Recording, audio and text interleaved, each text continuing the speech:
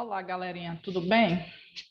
Bom, estou aqui para a gente ministrar a aula que era para ter sido ministrada ontem, mas que infelizmente a internet não permitiu, né, que a gente desse continuidade nas discussões iniciadas. Mas como eu havia falado a vocês, nós iremos iniciar o livro 2, né, onde no livro 2 nós iremos tratar única e exclusivamente do processo de industrialização. E aí dá para a gente ter uma noção, né, de onde foi que esse processo de industrialização ele se iniciou, né, qual o impacto ocasionado, né, naquele continente, né, nos países, né, que foram o berço dessa industrialização. Nós vamos discutir tudo isso em toda essa unidade. E a gente observa que a industrialização ela se dá exatamente no continente europeu, e do continente europeu ela adentra, né, os demais continentes. Posteriormente, nós vamos dar continuidade a essa discussão sobre a industrialização, exatamente relacionando o processo de industrialização com o processo de urbanização, porque o processo de urbanização, principalmente das nações emergentes, das nações subdesenvolvidas, né, das nações em desenvolvimento, que nós também podemos denominar dessa forma, ele se dá exatamente por conta dos processos de industrialização. E aí a gente vai observar que nessas nações emergentes, esse processo de urbanização ele vai ocorrer também de forma muito rápida, de forma muito acelerada, assim como o processo de industrialização. E dessa forma, não se dá tempo de planejar, né, a urbanização, e aí se tem uma série de pontos negativos e uma série de consequências também por conta desse processo de urbanização ter se dado de forma não planejada e ter se dado de forma bastante acelerada.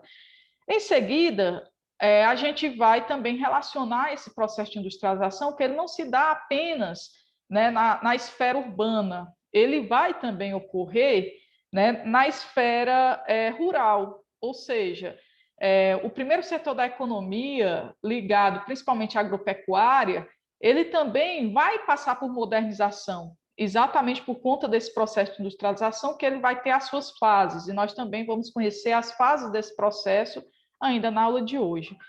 Então, nós vamos colocar como foi o impacto da industrialização no meio agropecuário. Depois a gente vai ter um capítulo específico para a gente estar falando, abordando, né, como foi que se deu as mudanças no mundo do trabalho, né, advindo desse processo de industrialização e das fases desse processo. A cada vez que a industrialização ela foi mudando de fase, né, ela foi se aperfeiçoando, foi havendo mudança também no mundo do trabalho. E essas mudanças no mundo do trabalho elas vão ocorrer de forma diferenciada, tanto nas nações desenvolvidas, quanto nas nações também emergentes e subdesenvolvidas ou em desenvolvimento. E, por fim, a gente vai terminar essa unidade falando exatamente da industrialização e também das consequências e do impacto desse processo industrial nas fontes de energia, e automaticamente também a gente levanta aí as questões ambientais. As questões ambientais a gente vai trabalhar ao longo, né, do capítulo 6, 7, 8, 9 e 10, porque a gente vai observar que a partir do momento que a gente começa a compreender, né, a atividade industrial, ou seja, a partir do momento que a sociedade sai de uma atividade manufatureira e ela adentra uma atividade industrial, as modificações no meio natural, elas são bem maiores. Então, vai ocasionar mais degradação, mais poluição. Então, nós vamos exatamente começar a compreender, né, como é que se dá cada uma dessas fases, né, quais foram as principais mudanças de cada uma dessas fases, e os territórios que ocorreram também cada uma dessas fases do processo de industrialização. Pessoal, aqui na abertura do capítulo, né, Industrialização da Europa para o Mundo, a gente observa que o capítulo ele traz essa imagem, né, que são várias engrenagens, né, que elas se conectam umas às outras, exatamente simbolizando aqui a mudança, né, exatamente no meio da produção, né? Ou seja, esse período que ele vai se iniciar lá em 1750, na metade do século XVIII, a gente observa né, a transição, né, a passagem da manufatura, da atividade manufatureira, que era uma atividade praticamente artesanal, né, e o mundo passa a vivenciar, né, uma atividade industrial. E, logicamente, isso aí vai ocasionar grandes mudanças na sociedade e grandes mudanças também nos meios produtivos e nas relações comerciais entre os países e entre os continentes. Para a gente poder compreender o processo de industrialização, se faz necessário a gente abordar o contexto que se deu, que se iniciou-se esse processo. E o contexto que se iniciou-se o processo de industrialização foi exatamente no contexto onde o comércio internacional ele foi impulsionado exatamente pela atividade comercial. Nós sabemos que o capitalismo, né, como sistema econômico, ele vai realmente se consolidar com o fim da Guerra Fria. Por que com o fim da Guerra Fria? Porque a Guerra Fria foi exatamente um momento onde o mundo se divide em duas perspectivas no que diz respeito a exatamente um processo, a uma linha ideológica, né, a modelos econômicos diferenciados, que aí o mundo ele vai se dividir entre capitalismo e socialismo, só que o socialismo ele passa por um declínio, né, e lá em 1991, nós conhecemos já essa história muito bem, até mesmo porque nós já embasamos, né, os conceitos de geografia, trazendo também essa perspectiva histórica para que a gente compreenda a reprodução do espaço mundial.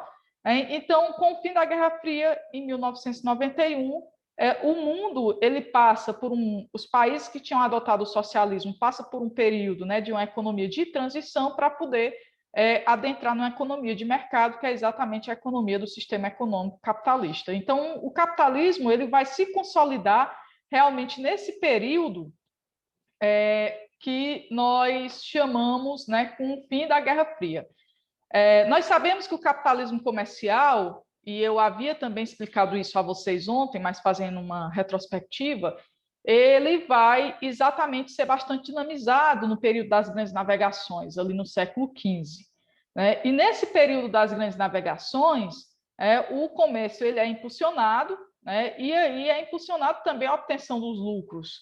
Né? A gente sabe que a Europa ela começa a colonizar os demais continentes e elas buscam exatamente matérias-primas, né, e produtos que tinham altíssimo valor comercial no mercado europeu. Então, dessa forma, as relações entre os países elas foram intensificadas. Essas relações comerciais entre os países elas foram intensificadas e essa fase do capitalismo, né, que inclusive foi a primeira fase do sistema capitalismo, nós chamamos de capitalismo comercial. É importante lembrar, né, sempre é importante lembrar que nessa fase do capitalismo comercial, os meios de produção eles ainda eram pautados na manufatura. Aí existiam máquinas que de certa forma, ajudavam no processo produtivo, mas esse processo produtivo ele se dava de forma muito lenta, né? Por isso que os artesãos eles eram tão valorizados à época também. Ou seja, não eram toda a população mundial que tinha acesso a vestuário, né? Por quê? Porque como eram produzidas peças, né? O vestuário ele custava muito caro, então não era toda a população que tinha condições financeiras de comprar. Isso ainda no capitalismo comercial.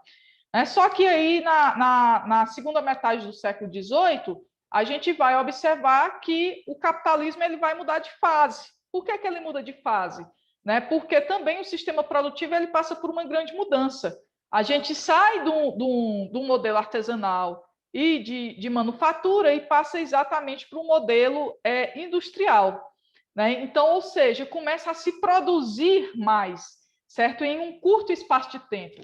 Automaticamente, isso tem várias consequências. Entre as principais consequências, consegue-se baratear o objeto produzido.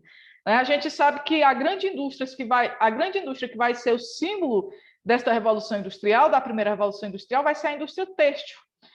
Então, o que é que a gente observa? A atividade ela se torna mais lucrativa, por se produzir mais, consegue, de certa forma, reduzir o preço do produto, então automaticamente há uma oferta comercial maior e há um mercado o mercado consumidor ele também aumenta de forma significativa. Então essa ampliação das relações de interação entre os países, ela aumenta de forma significativa. Só que, na metade do século XVIII, esta revolução industrial ela vai ter berço na Europa, mais precisamente na Inglaterra, né? A Inglaterra vai ser o berço da Revolução Industrial, mas não vai ser somente a Inglaterra que vai vivenciar essa revolução, né, inicialmente. Essa revolução, em primeiro momento, ela também consegue adentrar, né, o território francês, o território belga, e, posteriormente, ela vai exatamente também se espalhando na Europa. Só que quando eu citei aí a Inglaterra como berço, porque de fato ela foi o berço, por isso que ela começou a ter uma hegemonia política e econômica também ali na segunda metade do século XVIII, né? A gente vai observar que esta primeira revolução industrial, que nós vamos já falar das principais características dela, né, e do contexto histórico também, ela vai durar até a metade do século XIX. E aí é válido lembrar, né, que dentro desse contexto da industrialização, ora, se houve um aumento, né, exatamente da produtividade, há também um aumento, né, pela demanda de matérias-primas e por fontes de energia. Se vai se produzir mais, né, vai ter que se extrair mais da natureza e vai ter que ter fontes de energia que propiciem essa produção. E é exatamente nesse contexto de busca de matérias-primas que a gente observa que durante o século XIX, a Inglaterra, a França, a Bélgica, posteriormente a Alemanha, elas instalam colônias, né, exatamente em continentes como o continente africano e o continente asiático. Inclusive, sobre a África, nós já discutimos bastante, né, nós estamos no 9º ano, lá no 8º ano, a gente discutiu o neocolonialismo africano. E aí a gente conseguiu compreender o porquê que o continente africano ele é um continente tão pobre, um continente que pobre em termos, né, na perspectiva econômica, com grandes problemas sociais, mas ricos em recursos naturais, e aí a gente começa a observar que isso se deu exatamente nesse período do neocolonialismo, ou seja, da exploração, né, desses países europeus, tanto no continente africano quanto no continente asiático. Por isso que nós temos grandes problemas econômicos, grandes problemas sociais e problemas políticos também. A gente vai observar que esses países, muitos países africanos, países asiáticos, eles se tornaram independentes recentemente, ou seja, há poucas décadas.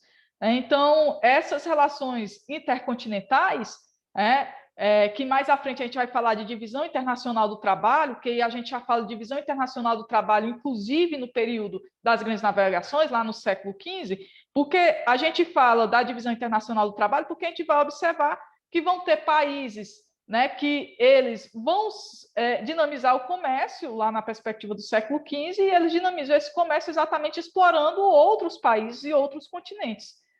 E é exatamente aí onde a gente faz a diferenciação de colonização de povoamento e colonização de exploração, que não cabe a nós, nesse momento, discutir industrialização, né, e aprofundar essa discussão que já foi aprofundada em aulas anteriores.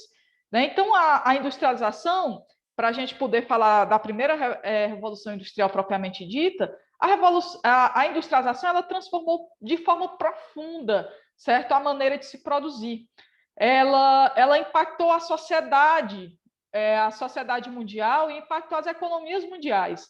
Né? E é exatamente nesse contexto, né, que se encontra a origem também da globalização, porque nós já estudamos também o conceito de globalização, já estudamos esse fenômeno, vimos que ele ocorre de forma diferenciada nos vários territórios mundiais, né? E vimos também que esse fenômeno de globalização, alguns estudiosos datam ele lá do século XV, que ele vai passar, só que ele vai ser denominado globalização apenas em 1970, certo? Que é um momento em que o mundo vai vivenciar a terceira revolução industrial, que também é conhecida, né, por revolução técnico-científica informacional. Então, a gente vai aprofundar todas essas discussões nesse momento. E aí, pessoal, para mim interagir. Então, pessoal, para a gente poder interagir um pouco, já que essa aula está sendo gravada, né, eu vou deixar 2 questionamentos para que vocês me respondam lá no Google Sala de Aula, certo? Diante de toda essa discussão, de toda essa abordagem teórica que nós fazemos agora, né, eu gostaria que vocês através da leitura do material de vocês, até mesmo porque, de certa forma, nós até abordamos, falassem, né, das principais características, né, escrevessem pelo menos as 3 principais características do sistema capitalista, certo? E eu gostaria também que vocês colocassem o ponto de vista de vocês, como é que vocês entendem esse processo de globalização. Então, fica esses 2 questionamentos para vocês me responderem lá no Google Sala de Aula.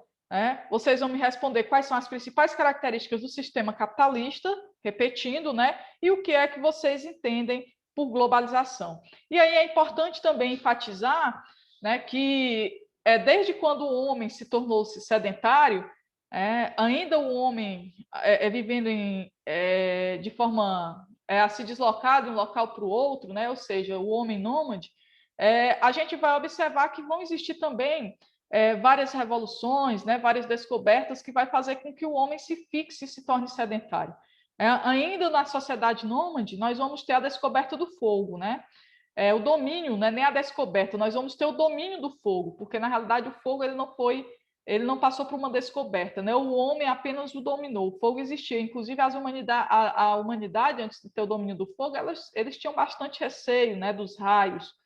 E só posteriormente foi que eles viram que o fogo ia propiciar muitas mudanças, inclusive ia propiciar até o desenvolvimento humano, ia desenvolver até a capacidade de raciocínio desses seres, né?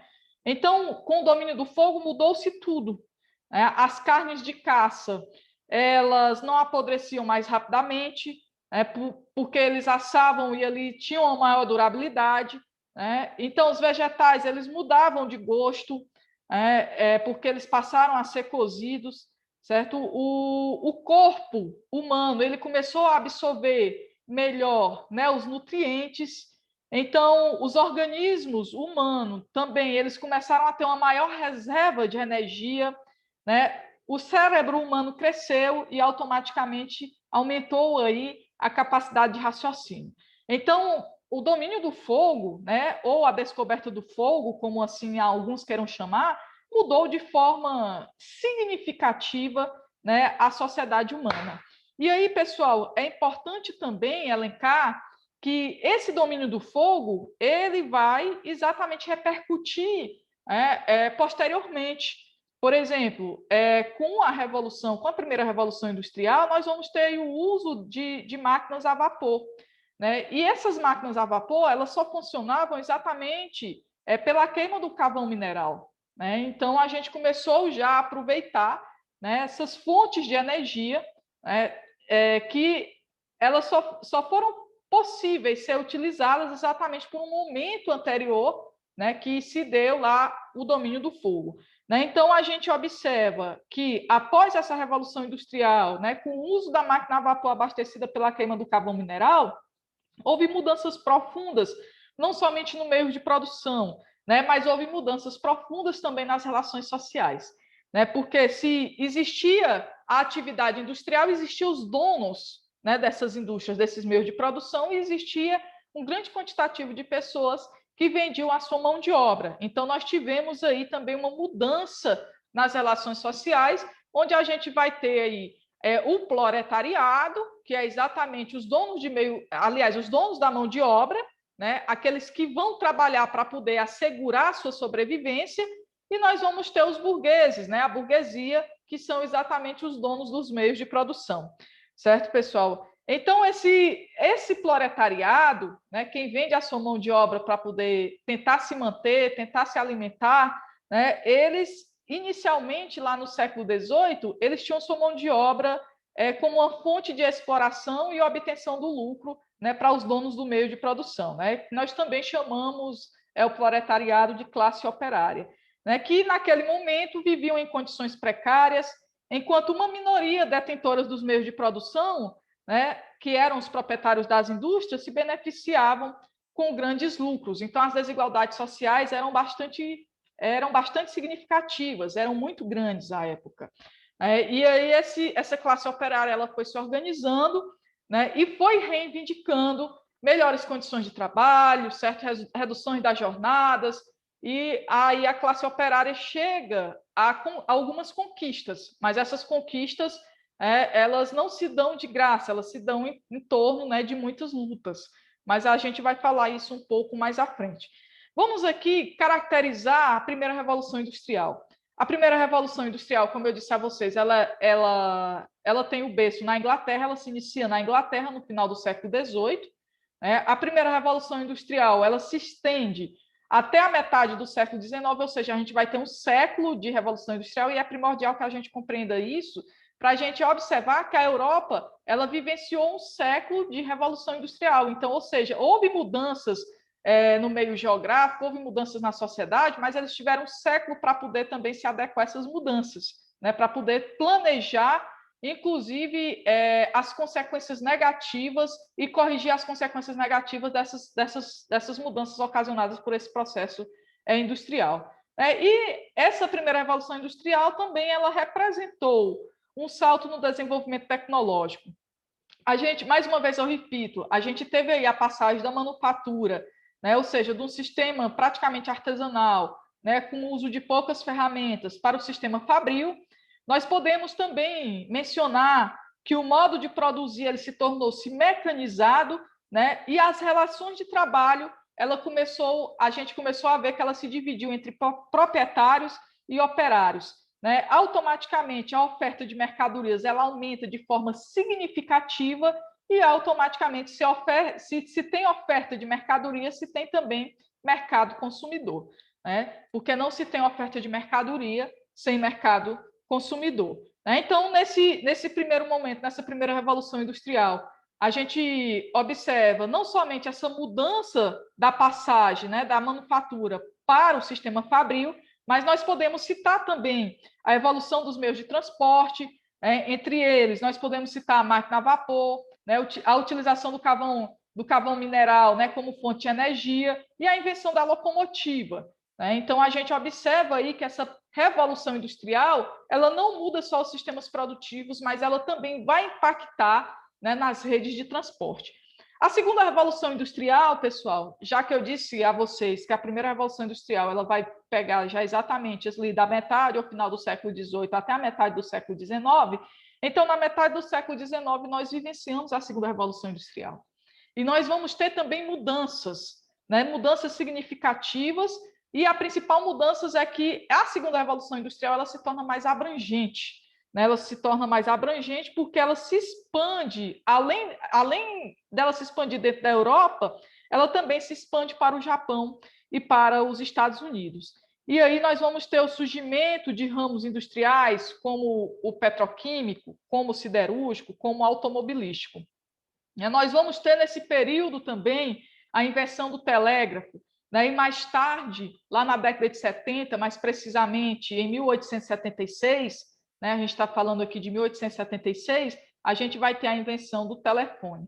Nós podemos citar também que essa fase, essa segunda revolução industrial, ela vai ser marcada, né, pela indústria automobilística, e a indústria automobilística ela vai também ocasionar uma grande modificação na sociedade mundial, né, porque a gente vai observar aí um grande desenvolvimento nos meios de transporte. Além do desenvolvimento dos meios de transporte, né, a gente não deve deixar de mencionar e registrar os significativos avanços científicos, né, e tecnológicos, como a invenção dos meios de comunicação, entre eles a gente até citou aqui agora há pouco o telefone, né, mas também ter inicialmente o telégrafo, o telefone, o rádio, a televisão, que todos eles ocorreram nessa segunda revolução industrial. E também não podemos deixar de citar o avanço, né, na biotecnologia através da descoberta das vacinas e dos antibióticos. Então, só para a gente fazer aqui uma retrospectiva. A primeira revolução industrial, a indústria que vai se destacar vai ser a indústria têxtil, certo? Os motores vão ser movidos a vapor, né? E a fonte de energia vai ser o carvão mineral. A gente vai ver já uma divisão da sociedade, né, em proletariado, né, que é exatamente a classe operária, e entre os burgueses, que são os donos dos meios de produção. A segunda revolução industrial ela vai exatamente já se expandir também nos demais países europeus, também ela vai abraçar os Estados Unidos e o Japão, né? E aí a gente vai observar que há uma mudança nas fontes de energia, que a gente já vai utilizar, né, o petróleo como fonte de energia, já tem também a questão da eletricidade. Nós vamos observar também a invenção, né, de alguns meios de comunicação, como eu já citei para vocês, o telégrafo, o telefone, né, e a gente observa também um avanço no que eu chamei aqui de biotecnologia, com a descoberta das vacinas e dos antibióticos, ou seja, a gente observa que a sociedade ela vai evoluindo, né, a cada século. Essa segunda revolução industrial, eu disse a vocês que ela vai se iniciar na segunda metade do século XIX e ela se finda, né, na metade do século XX. Né? Então, a gente vai, só para a gente fixar um pouco os conhecimentos, eu gostaria que vocês respondessem, né, quais foram as principais inovações da primeira revolução industrial, quais os meios de comunicação surgiram na segunda revolução industrial e quais foram as principais matrizes energéticas da primeira revolução industrial e da segunda revolução industrial. Nós iremos agora falar um pouco da terceira revolução industrial e das principais características e mudanças, né, que ela proporcionou ao mundo. Pessoal, a terceira revolução industrial, como eu disse a vocês, ela vai iniciar na segunda metade do século XX e estende-se até os dias atuais. Nós também chamamos ela de Revolução Técnico-Científica Informacional. Os países ricos eles vão vivenciá-la, né, de forma muito intensa e vão vivenciá-la também primeiramente do que os demais países. Entre esses países nós podemos citar a Alemanha, a França, o Reino Unido. Na Europa, nós podemos citar os Estados Unidos e o Japão, e a gente cita uma nação emergente que também vivencia e produz tecnologia, que é a China. Certo, pessoal? Então, assim, quando a gente fala da terceira revolução industrial, nós também devemos fazer menção, certo? Não somente aos setores da informática, aos setores das telecomunicações, mas também a gente deve citar o avanço da medicina e da química fina. E aí vocês podem até me questionar o que seria a química fina, né? A química fina nada mais é do que a transformação de produtos químicos em subprodutos, né, mais refinados, e que são esses subprodutos mais refinados, né, que vão ser a base do princípio ativo de vários medicamentos, né, dos agrotóxicos, dos corantes e de alguns outros aditivos, né? Então, aí que são primordiais para a sociedade atual. Então, pessoal, a terceira revolução industrial ou revolução técnico-científica informacional, né, ela vai se destacar exatamente com os surgimentos das tecnologias da informação e comunicação, que nós chamamos de TIC, né? Inclusive, nós estamos utilizando essas ferramentas da TIC agora, no momento dessa aula, nesse momento pandêmico que nós vivenciamos, onde nós estamos tendo que realizar essa aula de forma emergencial, certo? E aí, o que seria essa tecnologia da informação e da comunicação, Germana? Como é que a gente pode compreendê-la?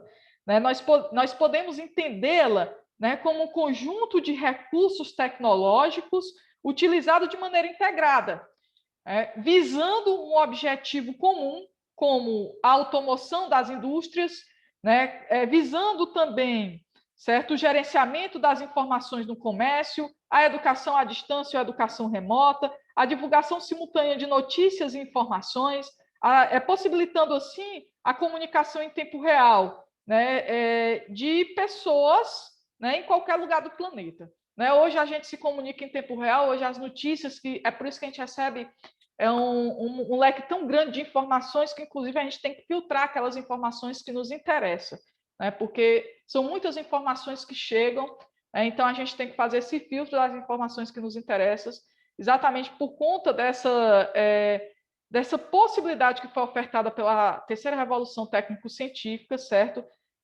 De se estar transmitindo, né, essas informações em tempos reais, algo que não ocorria, por exemplo, na segunda revolução industrial. Nós podemos citar também, pessoal, que essa terceira revolução industrial, mais uma vez, repito, ela não vai impactar apenas nas telecomunicações e apenas nas informações. Ela vai impactar também, certo, na ciência. Inclusive, ela só existe essa revolução técnico-científica informacional por conta de muitas pesquisas, né? Por conta do avanço das ciências. Né? Então, a ciência e a tecnologia, elas atuam para desenvolver produtos melhores e em menor espaço de tempo, né? E com custos menores. Então, dessa forma, se visa melhorar a produção e aumentar o lucro. Né? Também nós podemos citar que nós vamos ter né, países polos, que são produtores de tecnologias, que, logicamente, eles vão ofertar essas tecnologias por um preço mais barato à sua população, e nós vamos ter aqueles países que são montadores de tecnologias, né, que acabam comprando as tecnologias por um preço mais caro. E aqui a gente fala novamente da divisão internacional, né, do trabalho.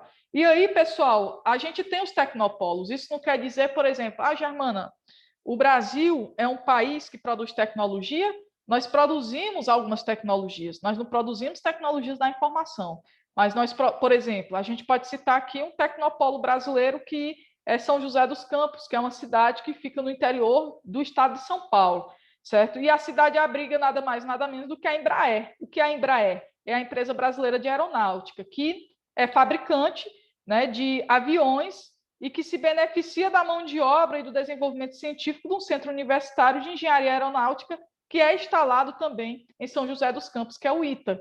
Então, pessoal, a gente vai observar, certo, que a terceira revolução industrial ela só é possível acontecer, muito embora ela ocorra de forma desigual em várias partes do mundo, exatamente por conta da participação das diferentes regiões do mundo. Né? É como eu disse, por exemplo, nós temos os Estados Unidos produzindo tecnologia da informação, nós temos o Japão, nós temos alguns países europeus, nós temos alguns outros países montando essas tecnologias, né? Então, ela ocorre, esse processo de globalização, ele integra os mercados, mas ele ocorre também de forma desigual, né? Fazendo com que alguns países consigam ter acesso, né, a esses produtos oriundos da terceira revolução industrial, da terceira revolução técnico-científica e informacional, e outros países sequer tenham acesso a esses produtos. É por isso que se dizem, será que a gente vive realmente esse fenômeno globalização que acentua ainda mais as desigualdades sociais, ou será que a gente vive um outro fenômeno chamado de mundialização, onde a gente sabe